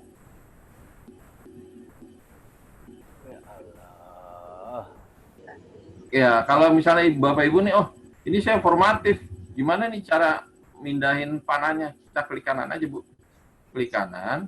Di sini ada switch between formatif atau reflektif. Ini kita klik dia jadinya formatif tuh, jadi dia menuju variabel laten. Tapi kalau benar saya dia bentuknya reflektif ya udah. Jadi ini bisa dirubah-rubah, tinggal diklik kanan di merah-merahnya ini. Ya, ada switch between formatif reflektif. Oke, sampai di sini Bapak Ibu. Oke? Iya, Pak. Kami Lanjut ya. lanjut. Yuk. Iya. Setelah ini kita connect nih, Bapak Ibu, di atas ada tuh ada gambar apa panah ya. Ada panah, tulisan connect. Diklik, dia nanti seperti terseleksi ya. Nanti Ibu klik di variabel laten 1, diklik, terus digeser aja ke ini variabel laten 3. Nah, jadi nanti panah tuh. Jadi diklik dulu variabel laten 1-nya, klik, terus pindah mau kemana variabel laten 3, ya udah diklik variabel laten 3. Terus ini saya klik di sini lagi, oh mau ke variabel laten 2, diklik lagi. Nah, ini variabel laten 2 mau diklik ke variabel laten 3. Nah, udah hijau semua tuh. Ya, bisa ya Bapak Ibu ya. Jadi diklik eksogennya dulu, diklik, baru klik lagi endogennya. Jadi nanti dia akan gambar panah ke arah endogen. Ini variabel laten kepanjangan, kita bikin X1, X2. Ini kita rubah, kita bisa rename nih Bapak Ibu ya. Ini kita rename aja, caranya diklik kanan, rename. Kenapa ada ini kan X1 ke X2 dulu, baru ini X Y ya, ini sorry, ini masih X, ini Y ya. Ya, jadi nanti ada juga si X2 ini apa X1 ini nggak ke X2, tapi dia sebenarnya interfering ya. Ya, jadi dia interfering. Jadi dia hanya connect langsung ke Y. Tapi dia sebagai interfering. Nah, misalnya apa ya contohnya? Misalnya kepuasan sama loyalitas. Ternyata ada interfering-nya di situ, misalnya laki perempuan, atau misalnya bukan laki perempuan, harga misalnya. Kalau harganya mahal, nah itu kan interfering sebenarnya. Cuman dia tidak dipengaruhi oleh kepuasan. Kalau ini kan dia dipengaruhi oleh X1 kan, ya makanya kita ada garis nih, ada garis ke sini, ada garis dari X1 ke X2. Ada juga yang ini nggak ada garisnya Bapak Ibu. Kenapa kok nggak ada garisnya? Karena emang nggak ada hubungannya. Contohnya tadi, kepuasan konsumen itu mempengaruhi misalnya loyalitas, ya kan? Nah, tapi di sini ada variabel harga juga, sebenarnya interfering antara kepuasan sama loyalitas. Karena harganya mahal, puas sih puas gitu. Cuman karena harganya mahal, dia nggak loyal misalnya gitu ya. Jadi bisa jadi ini nggak ada ininya Bu, nggak ada hubungannya antara kepuasan sama harga, kan nggak ada hubungannya, ya kan? Maksudnya nggak saling berhubungan gitu, nggak saling mempengaruhi. Bukan berarti sangat puas karena dia puas harganya jadi murah, enggak. Atau harganya murah dia jadi puas, nggak ada hubungannya. Jadi saling independen. Nah itu nanti kita bahas di latihan yang nomor 3. Ini ada yang namanya moderating effect. Oke ya, ini kita yang kalau sudah baru kita calculate ya. Jadi ini kan udah selesai nih. Kalau dilihat di ininya kita calculate ya. Nah, calculate-nya pakai yang ini dulu Bapak Ibu. Jadi kita mau lihat indikatornya gimana nih? Sudah reliable, sudah sudah validkah, sudah reliable kah? Gitu. Jadi kita calculate paling kanan, paling atas ya Bapak Ibu, calculate ada yang namanya PLS algorithm. PLS algorithm itu untuk melihat reliabilitas dan validitas. Nah, nanti kita cuma dua aja Bu, algorithm itu untuk melihat validitas, reliabilitas. Yang kedua nanti bootstrapping. Bootstrapping itu untuk melihat hipotesa tadi ya, H1, H2. Kalau di sini ada berapa hipotesa Bapak Ibu? Kalau di gambar yang kita latihan ini, ada 3 ya Bapak Ibu ya, karena ada 3 panah kan? Ya kan? Ada 3 panah, X1 ke X2, X2 ke Y, sama X1 ke Y. Nah, ini kita pakainya bootstrapping ya untuk melihat signifikansi dari hipotesa. Hipotesanya udah benar signifikan apa enggak. Tapi kalau untuk melihat indikatornya pakainya PLS algorithm. Oke? Kita klik ya Bapak Ibu PLS algorithmnya. Sampai di sini ada yang belum? Saya klik PLS algorithm. Nanti muncul seperti ini Bapak Ibu. Ya, sedikit lama ini. Atas. Oh iya boleh itu. PLS algorithm. Oke, yang lain sudah. Nah, itu. Nah, ini keluar ini. Baik, Ya, Pak. start calculation ya, Bu. Oh, start calculation. Nggak perlu dipilih-pilih apa lagi itu yang selain itu? Jangan Pak, jangan. Itu udah sesuai dengan Sudah sesuai dengan itu ya. Oke. Jadi Dari sini start Bu, paling kanan bawah. paling oh iya. Start calculation. Oke. Sip. Oke. Tunggu ya, Bu. Dia Iya, iya. berapa? Ntar saya keluar. Ini kalau pakai Excel nggak sanggup ya, karena banyak sekali iterationnya sampai 700 kan dia bilangnya. Supaya apa, Pak? Supaya lebih enak, Bapak export to Excel. Ada nggak di atas export to Excel? Ekspor. Ada Pak. Ya, Ibu export to Excel aja. Jadi kita nggak bolak-balik ke ini lagi, ya. Start export, Bu. Itu nggak usah diutak-atik ya, yang yes no yes. Oke, Ibu taruh mana? Terserah Ibu. Namain dulu, Bu. Oh, udah ya. Oke, Iya, save. latihan 1. Udah. Oke, di save, Bu. Oke, yang lain sama ya Bapak Ibu ya. Export to Excel. Ekspor Start tuh. export. Oh iya, ekspor tuh isi. Export aja. Jadi supaya mudah kita ininya. Kok nggak Orang yang enggak ini, kita sebenarnya bisa di sini juga bisa di Smart PLS-nya, ya. Oke, sekarang kita lihat, ya. Jadi di sini ada nilai, ada outer loading, ya. Bapak Ibu klik di final result, di situ ada outer loading, di mana? Di final result di baris keempat dari atas. Mana final result? Final result di bawah nih Bu, di sini. Kelihatan nggak saya? Ya, iya. Outer loading. Oke. Ya. Ya. Jadi Research outer loading. outer loading ya. Ya. Outer loading ini adalah indikator Bapak Ibu ya. Jadi indikator yang menjelaskan variabel laten. Nah, ini nilainya outer loading di atas 0,7. Ya, di sini ada X2 3. 0,687. Itu kan di bawah 0,7 ya. Ya. Warnanya merah, Bu. Benar nggak Bapak Ibu? Betul. Betul. Ini artinya si outer loading ini apa? Kalau dia nilainya kurang ini artinya dia tidak valid. Tidak valid ya. Tidak valid. Nah, memang ada beberapa ada beberapa pendapat ya. Ada yang pakainya 0,6 udah cukup. Ya. Ada yang bilang 0,7. Ini artinya ini harus di take out nih Bapak Ibu. Dihilangin nanti kita hilangin. Nah, si X23 ini ternyata tidak valid. Ini harus kita take out. Tapi ada satu pendapat, emang ada dua pendapat sih. Kalau dia 0,6 udah cukup gitu.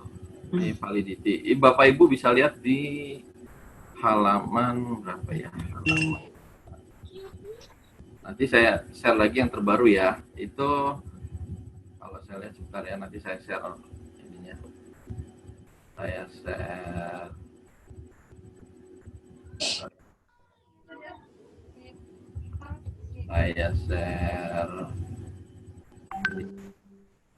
ya. Sampai pohon ya makan. Ini kan penelitian ini kudu pakai ini. Ada juga nanti smart PLS ini, Dek. Ya, ini rule of thumb itu faktor loading, outer loading itu di atas 0. Saya coba share ya, Pak. Ya, jadi ini hasil dari tadi PLS algorithm, kita melihat parameter dari indikator. Ini faktor loading untuk yang indikator. Rule of thumb-nya itu di atas 0,7 ya, Bapak Ibu lihat ya. Kelihatan nggak Bapak Ibu? Ya. Kelihatan, nampak. Ini ini dapatnya dari Chin 1995 sama Words 1974 sama Sulisbury 2002 nih. Terakhir malah Hartono dan Abdillah 2011. Jadi rule of thumb-nya outer loading. Jadi yang dimaksud dengan outer loading itu adalah indikator-indikator yang menjelaskan variabel laten. Itu rule of thumb-nya di atas 0,5. Ya, faktor loading. Kemudian AVE-nya di atas 0,5. Nanti kita lihat AVE-nya ada nilai AVE di Smart PLS ya. Kemudian ada lagi validitas korelasi variabel laten. Jadi maksudnya antar variabel laten itu harusnya tidak ada korelasi ya Bapak Ibu ya. Yang tadi saya jelasin misalnya tadi loyalitas. Nanti saya ke depannya saya terus pakai merek A deh gitu. Terus ada pertanyaannya lagi 5 tahun ke depan mau pakai merek A juga enggak? Mau pakai merek A juga enggak gitu. Nah, itu pertanyaan itu sebenarnya ada korelasi kan.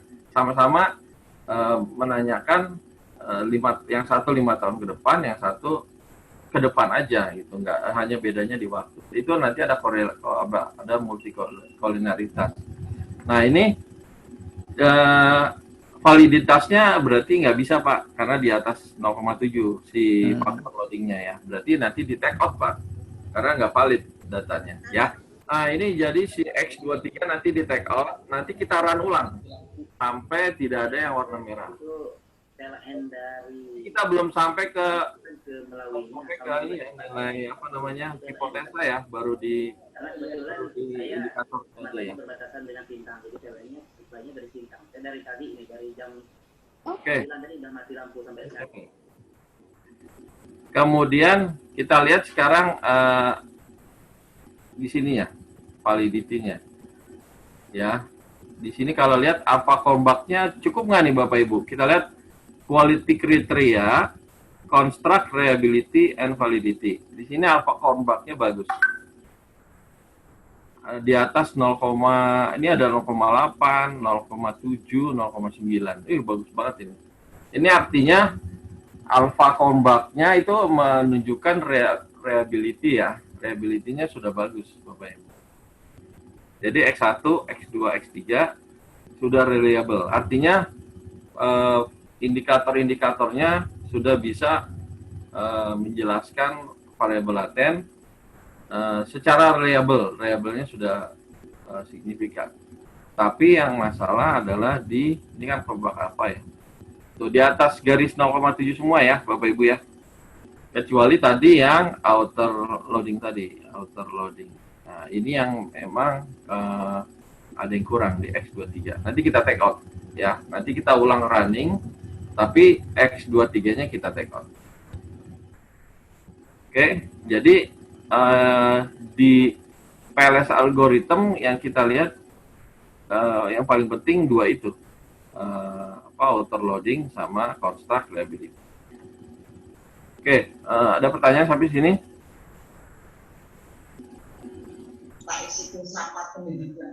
Aman, Pak. Ya, oke ya. Jadi kita belum sampai ke bootstrap ya. Ini masih kita hilangin dulu nih X23-nya. Caranya gimana? Kita balik lagi Bapak Ibu ke latihan 10. Yang tadi ya latihan ini. Berapa tadi X23 ya yang ini di delete dulu Bapak Ibu X2.3 karena dia tidak valid. Ini di delete ya Bapak Ibu. Caranya diklik kanan, di delete. Nah, hilang. Ya, Bapak Ibu sudah. Nah, kita validkan dulu datanya. Kalau di dalam Islam apa namanya? Tabayun. Nah, tabayun. Jadi kita lihat dulu ini valid nggak nih? Oh, ternyata nggak valid. Kita buang dulu yang tidak validnya, baru kita run ulang. Sampai di sini Bapak Ibu kita run ulang ya. Oke. Run ulang, cara kayak tadi, calculate PLS algorithm. Ya, Bapak Ibu nanti coba running juga. Saya start calculation. Nah, sudah semua hijau royo-royo. Alhamdulillah, berarti sudah kita bisa gunakan dia untuk bootstrap, untuk melihat hipotesa benar apa sudah bisa digunakan. Kalau nggak ada berarti kita ke yang bootstrap ya kalau nggak ada cross loading. Tapi secara umum kita outer loading sudah oke. Di sini hijau semua ya. Reliability-nya sudah oke. Ya kan di atas 0,7 semua. Ya Bapak Ibu ya. Kemudian outer loading sudah. Model fit nanti ya, di ini juga ada ya. Ini nanti SRMR ada kriteria juga, nanti saya masukin di ini ya, saya masukin di PowerPoint ya. Ini termasuk bagus ya karena di SMR-nya di bawah 0,5 ya. Di sini oke. Chi-square-nya juga oke di bawah biasanya di 300-an ini juga udah oke. Nanti saya lihat kriteria model fit-nya ya. Oke. Kemudian outer model fit sudah, construct reliability-nya sudah, kemudian outer loading sudah ya. Nah, sekarang kita running karena validitas dan reliabilitasnya sudah memenuhi ya secara data, ini sudah bisa kita lanjutkan untuk memprediksi hipotesa yang kita buat ya. Di sini belum ada ininya, udah ada ya. Kita running lagi sekarang, running untuk yang calculate yang bootstrapping ya, Bapak Ibu ya. Oh.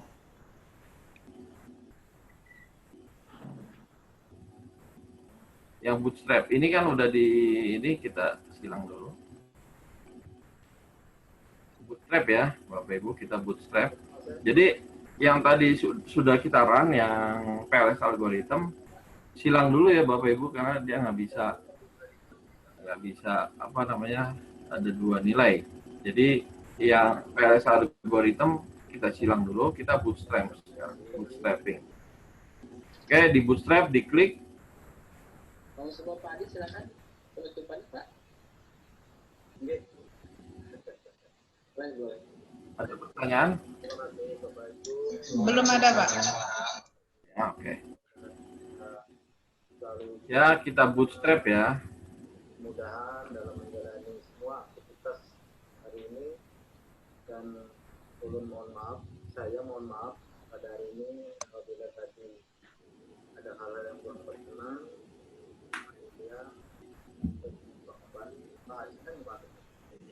Lama ya ini nggak apa-apa. Ada yang sudah? Ini saya juga lagi loading nih. Kelihatan nggak yang punya saya nih? Ada bootstrapping, kelihatan di sini 500 ya. Ini jangan diutak-atik ya Bapak Ibu ya. Biarin aja. Dia akan bikin subsample sebanyak 500. Ini saya calculate ya. Calculate, start calculation. Oke, dia akan muncul. Bapak Ibu sudah ada yang sudah muncul? Belum. Sudah, Belum. Pak Ridwan. Sudah ya? Sudah, saya sudah. Sudah, Ibu sudah muncul ya? Gimana Bu? X1 ke X2 signifikan apa enggak? 0,447. Bentar. Itu original sampel ya.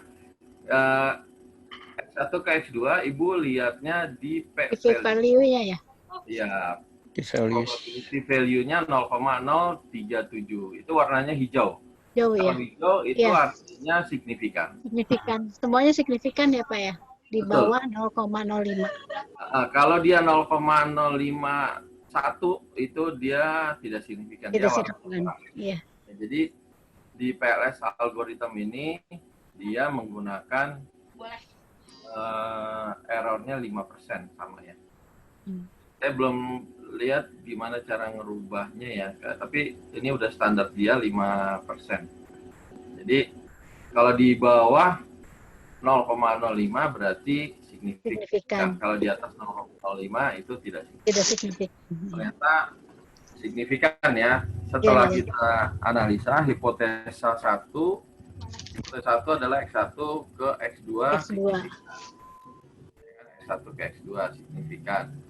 Kemudian ini ya. X2 ke Y juga signifikan, X1 ke Y juga signifikan. Nah, ini ya, tiga-tiganya signifikan.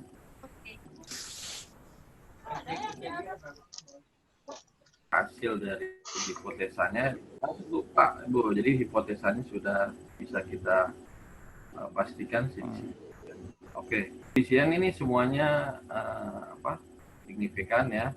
Ini nilai originalnya 0,447, sama nggak 447? Sama ya, Bapak Ibu, sama ya 447? Sama, Pak. Alhamdulillah. Oke. Jadi yang pertama tadi validitas, reliabilitas, dua-duanya sudah masuk. Kemudian secara hipotesa ternyata model ini sudah signifikan. Ya, ini indirectnya bisa dilihat di sini ya. Ada indirect effect, ada ini indirect. Nah, ternyata kalau indirectnya artinya lewat moderasi tadi itu p-value-nya berapa? Ada nggak Bapak Ibu? Di final result, di total indirect effect.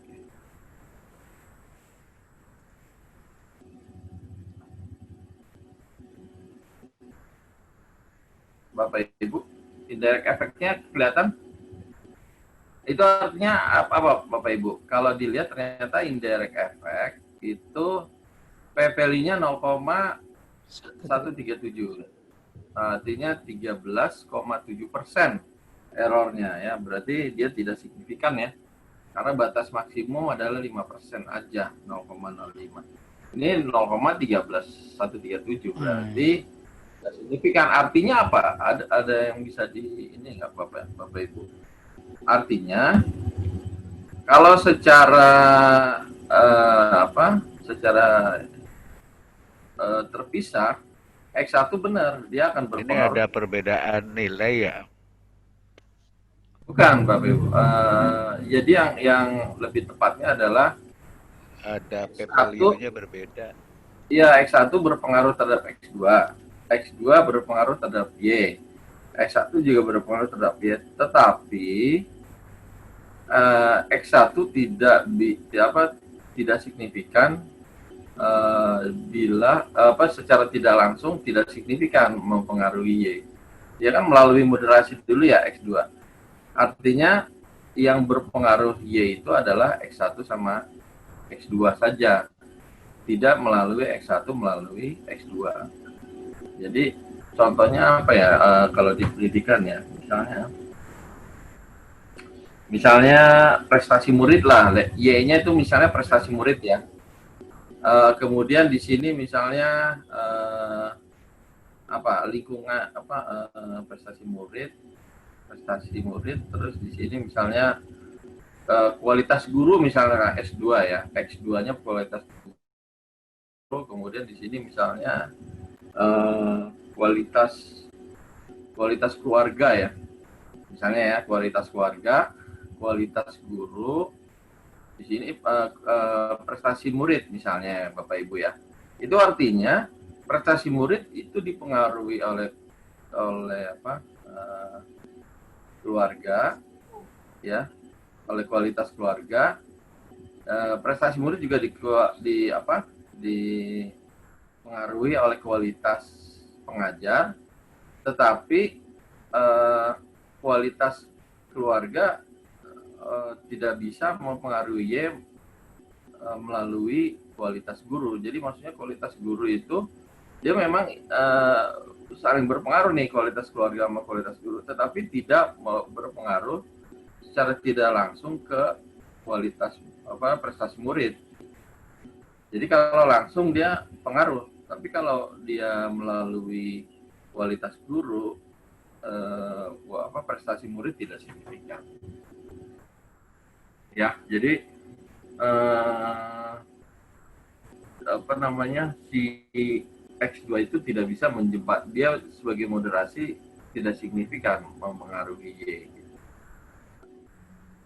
Gimana? Jelas nggak Bapak Ibu moderator? Jadi maksudnya gini Bapak Ibu, nanti kita rubah si ininya ya, koneksinya, bentuknya nanti seperti ini. Contohnya di sini, kita kasih contoh, ada X1 mempengaruhi Y, X2 mempengaruhi Y, X3 mempengaruhi Y, tetapi dimoderasi oleh X4.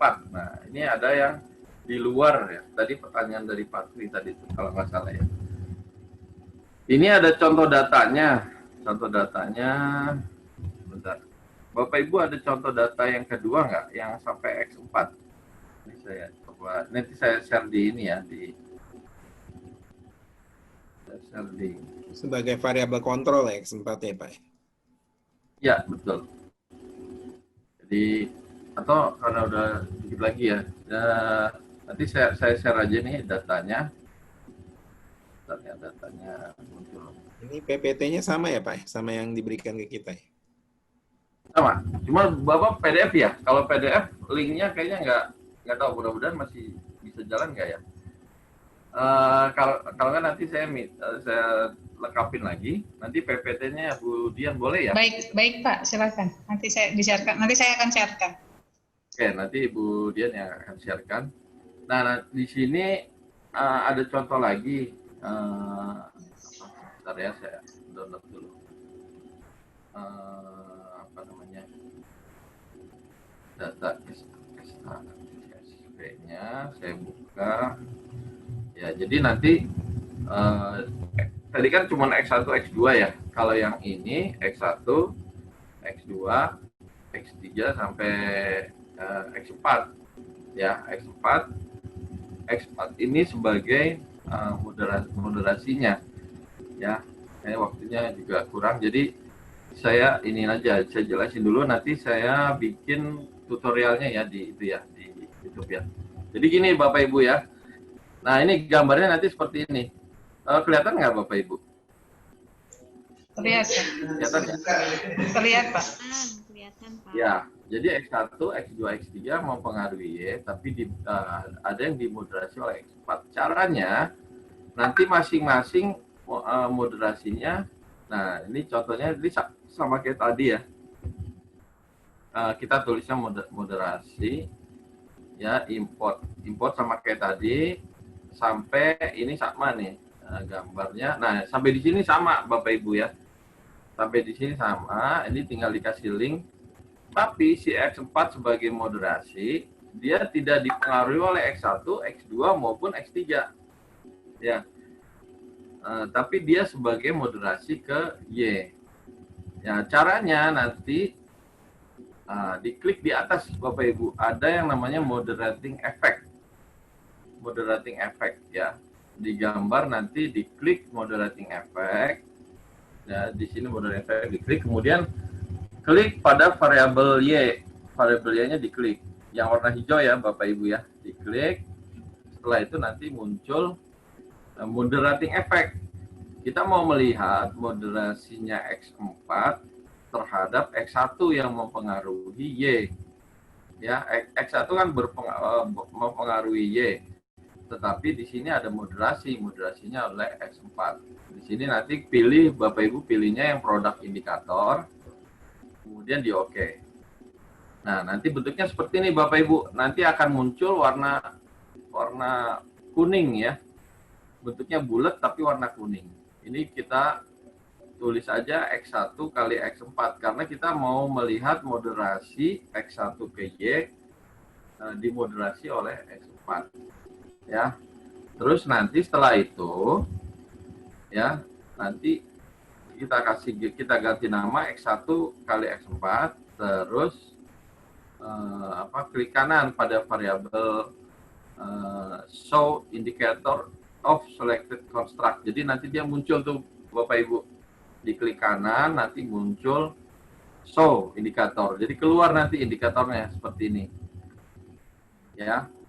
Lalu setelah itu kita klik PLS algorithm.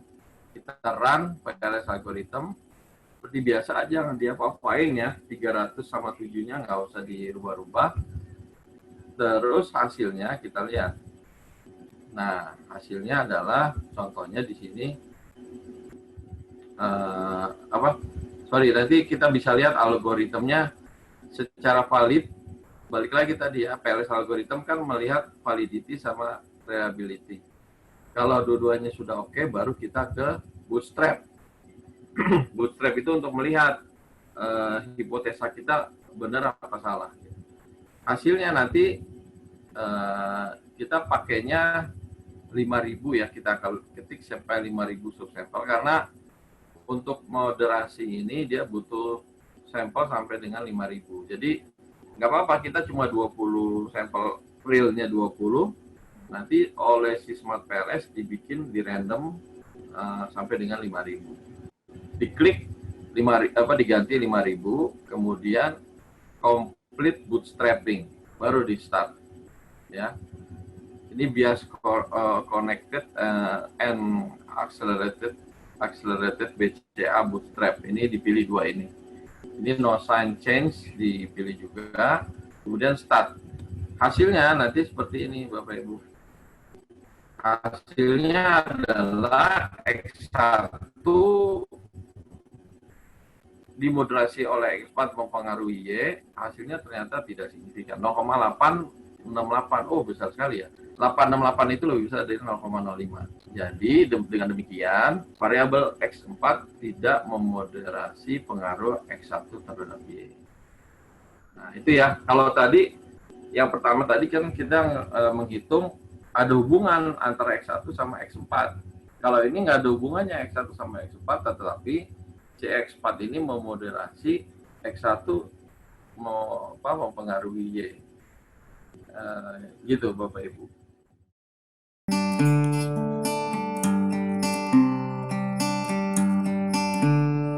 Kita berkumpul dari berbagai tempat, menyatu dalam satu wadah. Kita berdiskusi beragam solusi, mewujudkan gagasan pendidikan. Di Isma Pijak